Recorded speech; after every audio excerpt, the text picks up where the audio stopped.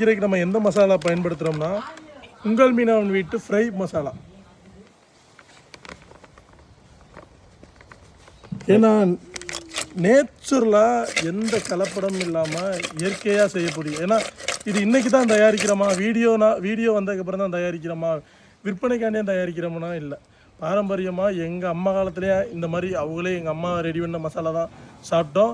எங்கள் அம்மாச்சி காலத்தில் எங்கள் அம்மாச்சி ரெடி பண்ண மசாலா தான் சாப்பிட்டோம். அவங்க காலத்தில் ஒவ்வொரு காலகட்டத்துலையுமே அவங்கவுங்க காலங்களில் அவங்களே ரெடி பண்ண மசாலா தான் இன்றைக்கி வரைக்கும் எங்கள் மீனவர்கள் லைனில் நாங்கள் ஃபாலோ பண்ணிக்கிட்டு இருக்கோம். அதன்படி தான் இப்போ நாங்கள் பொறித்து அதன்படி தான் சாப்பிட்டுக்கிட்டு இருப்போம்.